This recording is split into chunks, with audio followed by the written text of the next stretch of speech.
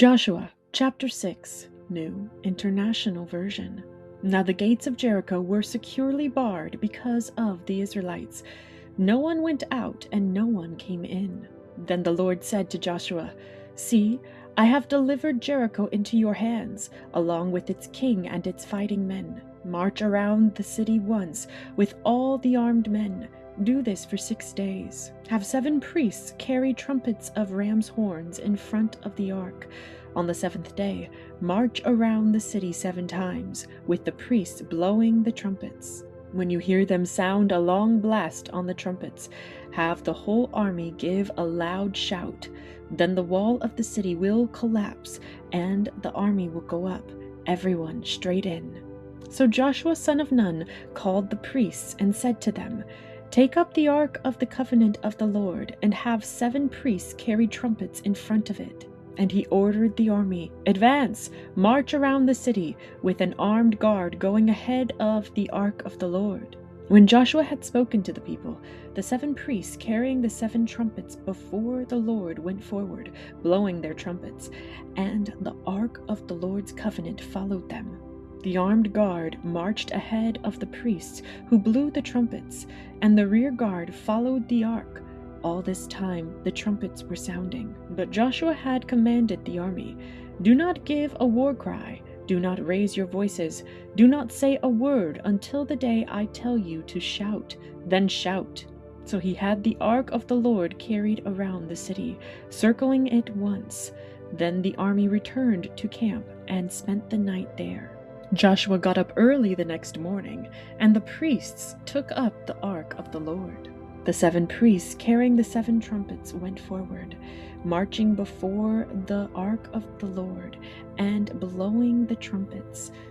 The armed men went ahead of them, and the rear guard followed the ark of the Lord, while the trumpets kept sounding. So on the 2nd day, they marched around the city once and returned to the camp. They did this for 6 days. On the 7th day, they got up at daybreak and marched around the city 7 times in the same manner, except that on that day they circled the city 7 times. The 7th time around, when the priests sounded the trumpet blast, Joshua commanded the army, "Shout, for the Lord has given you the city. The city and all that is in it are to be devoted to the Lord. Only Rahab the prostitute and all who are with her in her house shall be spared, because she hid the spies we sent. But keep away from the devoted things, so that you will not bring about your own destruction by taking any of them.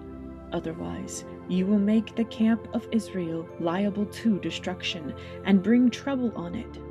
All the silver and gold and the articles of bronze and iron are sacred to the Lord and must go into his treasury." When the trumpets sounded, the army shouted, and at the sound of the trumpet, when the men gave a loud shout, the wall collapsed. So everyone charged straight in, and they took the city.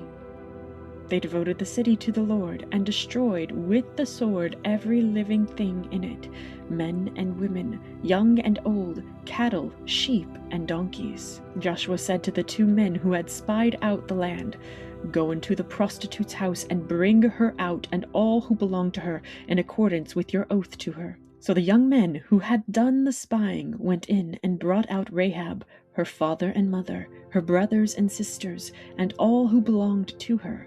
They brought out her entire family and put them in a place outside the camp of Israel. Then they burned the whole city and everything in it. But they put the silver and gold and the articles of bronze and iron into the treasury of the Lord's house. But Joshua spared Rahab the prostitute with her family and all who belonged to her, because she hid the men Joshua had sent as spies to Jericho, and she lives among the Israelites to this day. At that time, Joshua pronounced this solemn oath, "Cursed before the Lord is the one who undertakes to rebuild this city Jericho. At the cost of his firstborn son, he will lay its foundations. At the cost of his youngest, he will set up its gates." So the Lord was with Joshua, and his fame spread throughout the land.